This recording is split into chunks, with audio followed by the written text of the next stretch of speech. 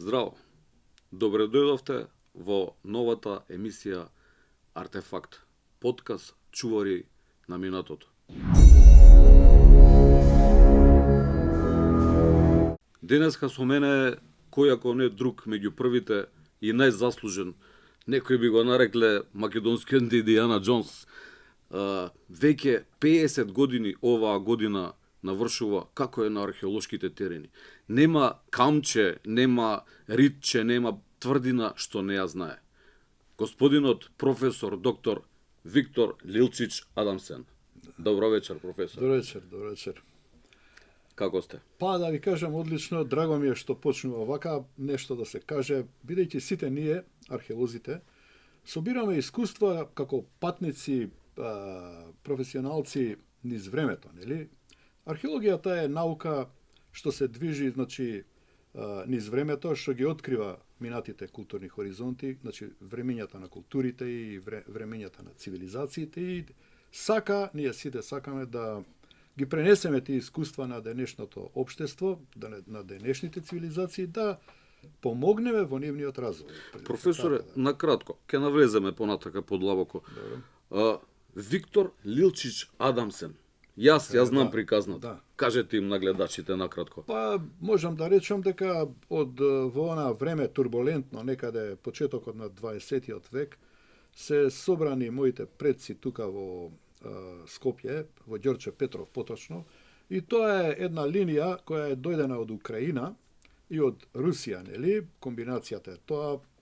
Полковникот Михаил Константинович Исаев ми е предок од Украина, нели? А од Петерсбург е инженер Павел Леонидович Новиков, рударски инженер, а исто така во ова лозата што е од Украина контрибуира всушност воени поморски офицери со шетландско потекло од Шетланд. Јас се гордеам, имам обичај да кажам викинзи, нели? Всушност Шетланд е населен со нордиски народ, кој што во едно време бил и викинзите го освоиле и се населиле, Така да ја би рекол дека таа војничка генетика и поморска, морепловска генетика, мислам дека мене ми помогна да издржам, како што рековте, плојна век. Тоа е тоа. И имам тука македонско потекло од центар Жупа, баба ми Нада Баланчевска, од село Баланци, нели? Спиро, Ѓорѓија, прадедовците, и српско потекло од Лапово. Тоа е една комбинација. Нас ни е чест и привилегија што имаме ваков човек во државава, професоре. Сакам да ми кажете, да почнеме веќе со интервјуто, професоре. Како почнавте вие? Како се заразивте со археологијата? Кој ви беше професор идол? Од која година сте почнале, професор? Вака, јас завршив гимназија во Ѓорче Петров 74-та година и запишав учебна 74-та, нели? Тоа беше тогаш студиска група за историја на уметност со археологија, така беше некако. Меѓутоа, оформена 1970-та. Меѓутоа, наредната година, јас кога запишав, професорите успеа да ја додадат, беше чиста историја на уметност и археологијата. Од таа година, јас сум таа генерација со археологија. Како да речам, целиот тој прв семестар, 74-та, зимскиот професорот Иван Миколчич збореше, не собираше. И знаете, тоа беше една канонада на идеи, описи, велелепни дворци, цивилизации. Тоа беше нас, како да речем, млади души тамо собрани у театрите на филозофски факултет. И некаде дојде оној период, зимскиот одмор, затишје пред бура. И тие, да речеме, 20 дена колку беа, јас тогаш се сложија тие впечатоците и тогаш јас веќе на почетокот на вториот семестар сватив дека ја ќе бидам археолог. Решив, ќе бидам археолог. И сега почнав со професорот Миколчич на терените. Некаде имавме една јака експедиција во август 75 година по Вардарската долина и тоа беше едно огнено крштевање. Замислите, ја тогаш малку и бев онака изненаден, не да исплашен, него зачуден. По некој села, јас дете од Скопски асфалт, ме носи тамо, професорот ме носеше една некој планини, калиња, качувам, ама треба. И викам, добро, ова ли е таа археологија? Значи, он збореше за велелепни цивилизации, меѓутоа, тоа беше огнено крштевање. После тоа, полека се смируваат чувствата, откривањето на урнатините и така натаму. Археолошки генерал, професорот Иван Миколчич, и после тоа продолжив самостојно. Така да, тоа е една борба, беше и се уште е, нели, еве. И оваа година планирам некаде околу 109 стари градови тврдини. Од таа 75 година продолживме, значи некаде околу колку 10-15 години, може и 20, марширав со, да речем, мојот генерал, проф. Посетен. Да, подоцна за тоа. Кажете ми накратко само, професоре, кога дипломиравте, кога магистриравте, кога докториравте и што беше вашиот докторат? Она што беше значајно, јас кога значи дипломирав, тоа беше 78 година, 77-78, така, војска една година, после тоа 86-та беше магистратурата, значи античка градежна керамика во Република Македонија, и после тоа беше идејата дали да работам со градежната керамика или да работам со архитектонската камена пластика, што малку повеќе ме привлекуваше.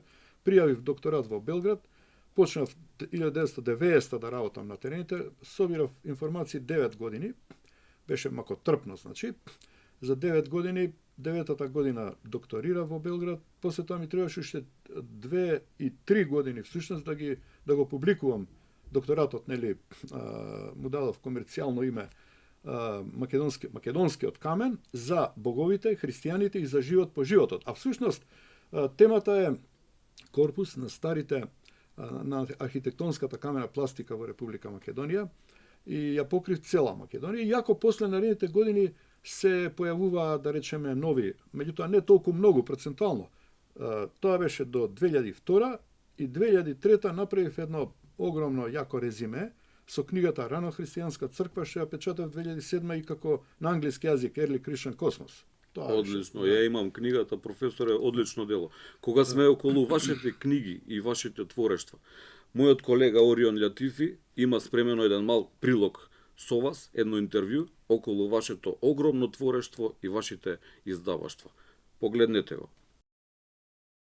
Здраво, јас сум Орион Латифи, а со мене тука професор Виктор Лилчич Адамс. Денес ќе збориме за археолошките статии и неговите книги. Професор, знаеме дека имате над 200 археолошки статии, книги и така натаму. Можете да ни кажете што би препорачувал за нас студентите? Орион, благодарам. Значи, да, публикувањето е многу важен сегмент во археологијата, конкретно нашата наука, нели? Бидејќи собираш искуства, откриваш сознанија при нашите истражувања на терен со тие двата методи, рекогносцирање и искупување. И се ако тие не ги публикуваш во првиот оној момент, по мене, например, публикувањето треба да оди истражување имаш годинава и веднаш да публикуваш до крај година веќе да имаш публикувано нека е статија, нели? А со време на некој можда година-две да излезеш и со една поголема, да речеме, студија.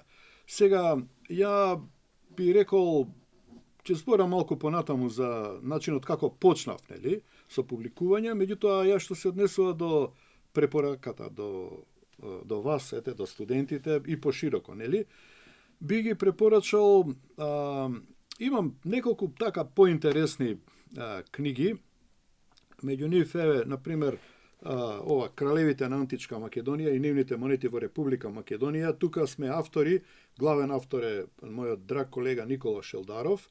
Тој е еден од врвните нумизматичари тука во Македонија, па и пошироко на Балканот, специализирал античка македонска нумизматика. И оваа книга е создадена некаде 1994-93 година, 94-та ја публикувавме. Фантастично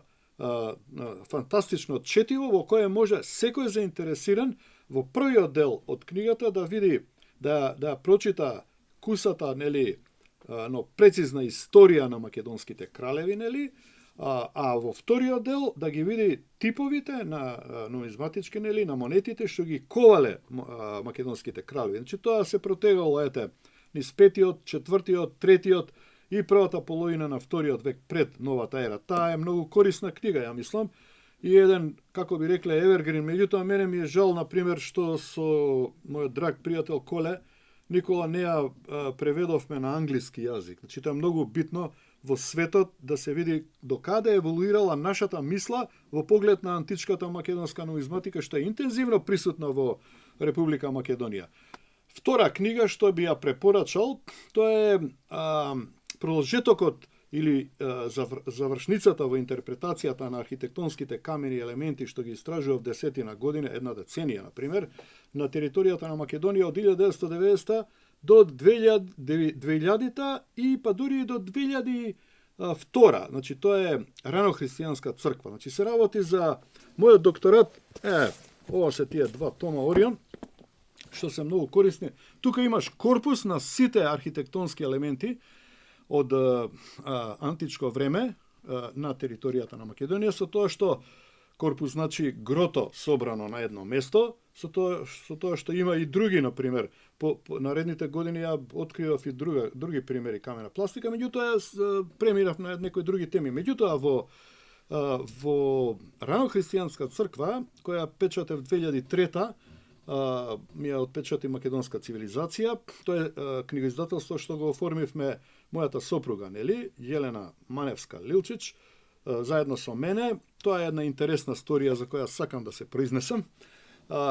Излезе, да речеме, дека е тоа еден вид на Библија, втора Библија, нели, на христијанството, кое што ја по мене, да речеме, мислам дека секој христијански и сите домови во светот би требале да има. Значи, книгата е преведена и на англиски јазик, 2007 е печатена како под наслов Early Christian Cosmos. Значи, многу значајна работа во која се интерпретираат камените елементи на ранохристијанските базилики во контекстите на древната христијанска литургија. Всушност, тука се инволвирани и контекстите на паганските верувања, бидејќи ништо не е нешто ново, многу ново измислено од христијанството. Христијанството презело, црпело од паганството, префабрикувало, го презело, например, оној гробот на моделот на хероионите, гробовите, нели, на живите луѓе, нели, што си граделе надгробни споменици, идентификувајќи се со вечните божества, а верувајќи дека ако се идентификуваат со Богот, дека ќе продолжат да живеат и понатаму, нели, после смртта. Така да Тертулијан ги еден писател, христијански теоретичар, ги критикува христијаните од негово време, дека, вика, како може, вика, луѓето, значи, да се идентификуваат со боговите, вика. И наведува некои примери. Меѓутоа, тоа е нешто, тоа е факт, нели? Тоа е оној момент кај што Херонот практично се инволвира, се внесува во презвитериумот, а тоа е гробот на Исус, нели, и така натаму, и така натаму. Но добро, тоа е една значајна книга. Други книги има, да речеме сега, пресеци некои, што знам, последните години работевме со колегите на последните децении, да речем. Јас го проложив, нели, делото на професорот Миколчич и почнав да печатам корпус на старите градови и тврдини во Македонија. Еве, ова е, например, првиот том, посветен на античкото кралство Линкестида и на кнежеството Девриоп, значи Линкестида во Битолско и Леринско. Сега јас осврт давам на Битолскиот крај, а Леринско не можам, нели, тоа е таму јужно, во денешна Грција, но би требало да се соберат тие, да се извади, да се публикува нека студија и за тој дел, да речеме, но тоа е тоа, а Демирхисарскиот крај, тоа е Девриоп. Значи, таа е значаен почеток што со кој стартував со македонска цивилизација, нели, во 2009 година. После тоа излезе вториот том, замислен исто така многу, да речам, во поголем обем, да речам. Меѓутоа не успеавме, така да излезе само едно помало, бидејќи видите, се работи за кралството Пелагонија. Тоа е северниот дел на Пелагонската висорамнина, котлина, Кај што во раната антика е оформено едно кралство, значи пелагонците се најзападните пајанци, така се смета, ти имале свој крал и свој град, главен град Пелагонија, за кој што ние долго години споревме и уште се спори, нели, околу неговата убикација, каде се наоѓа тој град. Ние со колегата Антонио, професорот, нели, Антонио Акимовски, Тони, поставивме хипотеза дека е тоа локалитет, тоа се комплекс од локалитети Висока, нели, Крушевица, Бонче и Старо Бонче во западното подножје, дека таму бил градот Пелагонија. Издадовме со Тони една помала книжка, меѓутоа сега овие денови треба да излезе и голема книга, нели, убикација на Пелагонија, прв том, а вториот том ќе биде посветен пак на Старо Бонче, на долниот град. Значи, така да јас планирам Професоре, вие имате, значи, над 200 археолошки статии, така, книги, така натаму. Дали ќе очекуваме од вас во иднина нешто? Па вака, значи, јас сум сега во една фаза кај што имам собрано море информации, значи ја работев, како што му кажа Финоли, нели, 50 години. Нели? Ја имам информации за цела Македонија, што се однесува до старите градови тврдини. Тоа е таа древна, античка полеогенеза, во која вклучувам и нешто протоисторија и среден век. Се е тоа посетено, не токму се. И планирам во иднина 2 големи студии, се надевам дека ќе доживам да ги пуштам. Значи, Македонија во раната антика, над 1000 страници, има материјали и за до 2000 страници. Значи, тоа биле кралствата Македонија, Пајонија, Пелагонија, Линкестида, кралството на Агријаните, кнежевствата, нели, Девриоп и Дасаретија и зоната на Пенестите, Кичевско, така да тоа ќе биде една обемна книга. После тоа би преминал на доцната антика, доцно-римскиот период. Тоа ќе биде, јас се надевам дека 2027 ќе биде, но ќе оставиме на времето како тоа ќе се движи, нели. Професоре, значи, имаме едно прашање за вас. Како можеме да поттикнеме студенти за да студираат археологија? Што мислите вие? Па, многу важно прашање. Да. Благодарам, Орион. Види, Македонија, значи, зоната, територијата на Република Македонија покрива, значи, го покрива централниот дел, малку западно, нели, западно-централниот дел на Балканскиот полуостров. Значи, таа е оформена, значи, врз зоната на северните раноантички цивилизации во тука на Балканот, преку северно од ова, да речеме северно од Македонија, нешто имало, нели, цивилизација на Косово и Јужна Морава.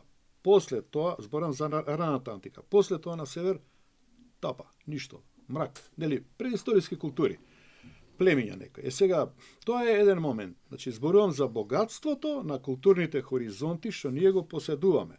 А сега, понатаму, во римскиот период, нормално дека врз оваа цивилизација се крепи, се издига цивилизацијата на локалните жители, нели, во рано-римскиот царски период, во доцно-римскиот период и после ни средниот век.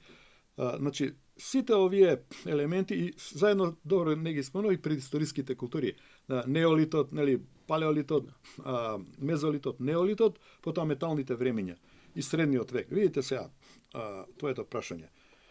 Младите во Македонија поседуваат, и сите граѓани, жители на Македонија поседуваат енормно богато археолошко наследство, значи феноменално богато. Тоа е археолошко наследство за кое плачат, што би рекле, многу држави на земјината топка. И сега проблемот е, ние имаме едно затишје тука. Младите некако се намали интересот за археологијата, што е нормално се очекува, бидејќи ние немаме развиено една мрежа на музеи, нели, на археолошко-туристичка понуда, која што треба да движат, би требале да движат, нели, пред се општините во соработка со министерствата и со владата, нели? Тоа треба да се, мислам, тоа, како да кажем, се одвива споро, оди меѓутоа споро. Треба малку позасилено, значи треба да се охрабрат луѓето, тука е улогата на владата, да ги охрабри општинските советодавни органи, нели, градоначалниците да почнат да размислуваат во таа насока. Значи, нас ни се потребни, значи, имаме 84 општини, а имаме негде 20 музеи. Не може, не смее тоа да биде. Значи, ако имаш ти општина, секоја општина мора музеј да има. Значи, имаме модел општина како градска музеј како градски, општински музеј во градот, до кој што и тешко може да стигнат странците, да речеме. Добро, како каде зборам за магистралниот пат, кај луѓе што патуваат за Грција, нема да ти застане да врти 2-3 километри да влезе во Неготино, или во Велес, или во не знам таму каде и да е Гевгелие. Нели? Така да ние мораме некако покрај тие музеи да оформиме и музеј на отворено, на локалитетите. Значи, имаме еден вардарски рит, например, може тука да има еден музејски депанданс. Неготино на градиште, нели сега се откопа објекти. Значи, тука. Значи, еве, можности за младите да се вработуваат. Да. Зборам не само за археолозите, туку и за младите кои студираат нели, на ликовна академија. Тие може да тие може да произведуваат, нели, копии овие сувенири, археолошки сувенири што ќе се продаваат. Значи, еден таков, секој таков музеј и музејски депанданс на локалитет е еден вид на фабрика за пари, и тука ете ти колку сакаш работни места, нели, за кои се заработуваат пари и се плаќаат луѓето. Значи, тоа треба да се во некоја иднина, гледам, мислам дека тоа тука треба да се насочуваме. Да? Од моја страна ви благодарам многу. Добро. Знаеме дека секој ден идете по локалитети да солада небото. Да. И од моја страна и Оли сакаме да ви даваме еден мал скромен подарок.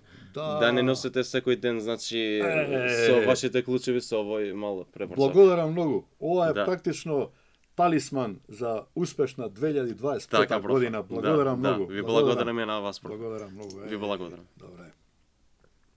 Ти благодарам, колега Орион, одлично интервју со професорот. Професоре, сакам да ми кажете до сега колку локалитети имате посетено? Нешто околу археолошката карта од минатото и сега. Па вака, може би Република Македонија како територијално не е нешто голема во споредба со некои други држави, меѓутоа има некаде околу 200 на 300 и нешто тука километри.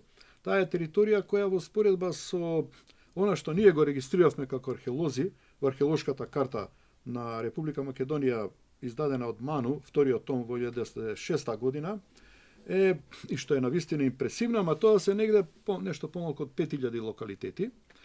Сега, ако збориме за бројноста,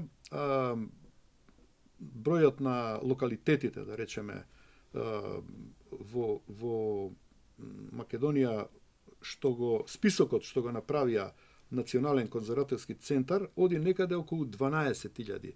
Нели? Сега јас зборев со професорот Доминик Паусленд пред 10, може 15 години, кој што ми објаснуваше како они во Англија направиле снимање со неколку и рекогносцирање со неколку методи, со сите вика нивни познати тамо современи методи, регистрирале на пример на еден простор од 30 на 20 км околу 22.000 локалитети. Што значи тоа?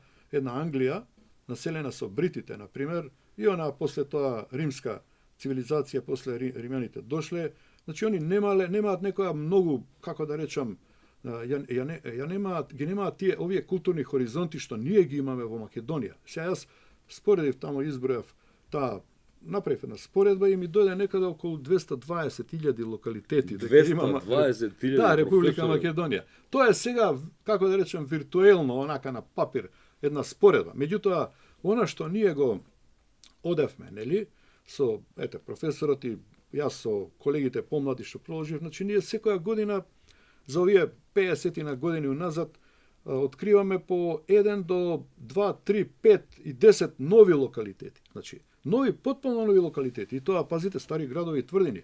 Нешто непоимливо, нели? Сега се појави пред неколку месеци лидерот на АКН, Агенција за катастар на недвижности, каде што јас, на пример, со внимателно, да речем, сурфање, гледање во јануари и во февруари, нешто делумно во март, отидов околу нови 100 утврдувања. Значи, што никаде не постојат, нигде не се споменати, на пример. Тоа е она нешто што на пример нас ни дава Новитет. еден потик да издржиме, да дојдеме до крај. Јас на пример сега завршувам постепено, уште година-две колку ќе бидам активен, се надевам. Теренски. Овие добро. Теренски. Ама се надевам дека овие 108-110 колку за оваа година, па ако не може барем половина, па наредната, видите, нашите експедиции се исцрпувачки. Значи ние некој ќе рече или збори вака во муавети, да, овие се шетаат, идат у природа, дишат чист воздух, па дојдете со нас да видите, значи работење со сорови, сечење тешка она густа вегетација, пробивање да го измериш планот, тоа е нешто што, како да кажам, се враќаме со крвови, спотени, скинати чевли, алишта. Тоа е. Сум имал чест, професоре, да бидам со вас неколку пати на терен. Горни Краставец, не заменлива, професоре. Живали за таа експедиција, професоре. Сакам да им објасниме на гледачите како ги бележите вие, како е вашата метода, ја ја знам, но гледачите. Многу едноставно, многу прецизно, одлично. Видите, метод кој што го наследивме од професорот Миколчич, тоа е полигонски влак и смерење на аглите на секоја дистанца со азимут, со војна бусола модел 53, која што е релативно ефтина, најефтина метода и што се вика без пари, само треба да се набави една пантлика околу 600-700 колку денари е, мерна лента и една војна бусола, сега тие малку потешко се набуваат, али може да се најдат. Бидејќи одлично лежат вака на рака и треба човек да има. Бусола е компас, да им објасниме на гледачите. Значи, тоа е еден метод кој што се уште е добар, исплатлив, бидејќи ти да влечеш, например, современа една дигитална направа како теодолит, овој електронскиот теодолит, тотална станица, на такви терени. Тешко у планината, например, или на... сега, за да купиме, ние набавивме, например, GPS, сега секој наш движен наод, го мериме, котата му ја бележиме со GPS-от, кој што е тоа Garmin, например, имаме неколку Garmini, со кои ги бележиме котите, меѓутоа тие прават грешка некаде од 3 до 7 метри се смета, нели? Нас би ни требал оној прецизниот лајкиниот GPS, например, или има и некој кинески тамо, тие, например, може да се најде лајкин поевтин на старо до 2000 евра, например. Битно е прецизен, дава прецизни координати, за наудите многу ни е битно. Во милиметар, во милиметар. Значи, меѓутоа тоа е некоја еднина, треба човек да се снабде со пари, се надам дека ќе успееме. Меѓутоа, одиме на ваков начин. Она што е значајно, нашите планиметри се геореференцирани.